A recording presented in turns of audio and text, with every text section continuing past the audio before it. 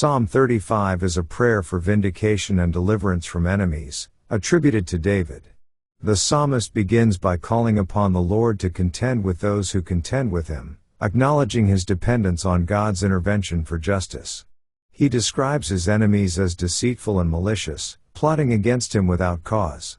David appeals to God's righteousness and asks him to fight on his behalf, defending him against those who seek to harm him. The psalmist reflects on his loyalty to God and his innocence before his adversaries.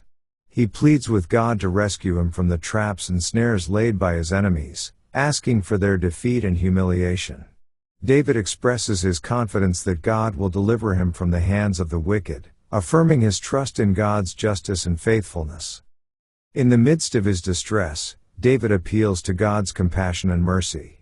He describes his own suffering and anguish, asking God to intervene on his behalf and save him from destruction.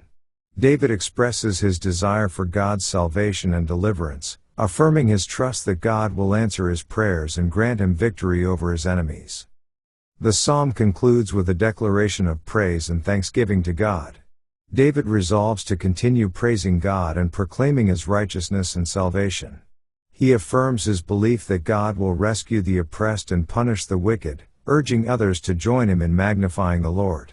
Psalm 35 serves as a powerful expression of trust in God's justice and deliverance, inspiring readers to turn to him in times of trouble and to find strength and hope in his presence.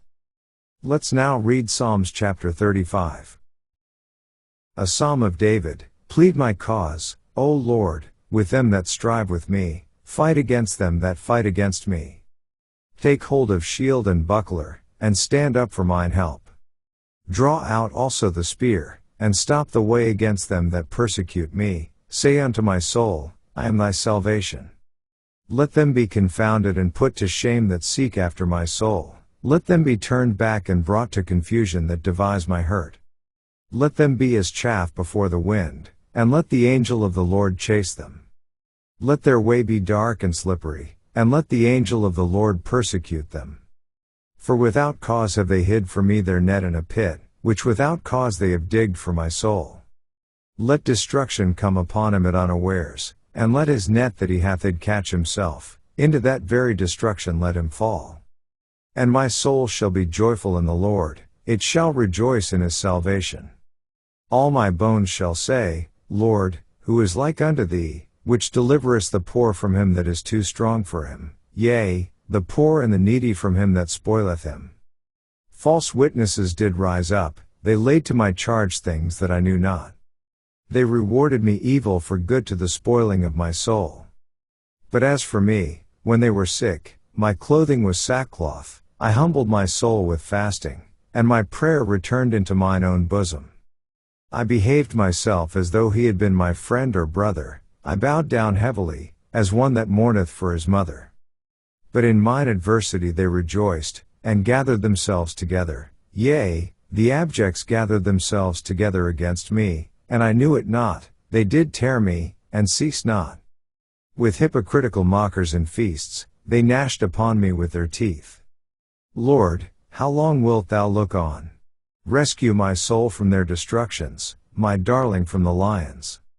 I will give thee thanks in the great congregation, I will praise thee among much people.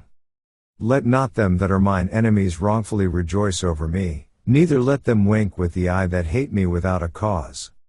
For they speak not peace, but they devise deceitful matters against them that are quiet in the land.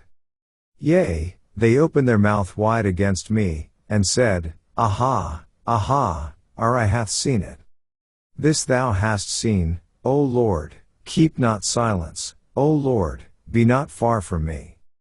Stir up thyself, and awake to my judgment, even unto my cause, my God and my Lord. Judge me, O Lord my God, according to thy righteousness, and let them not rejoice over me.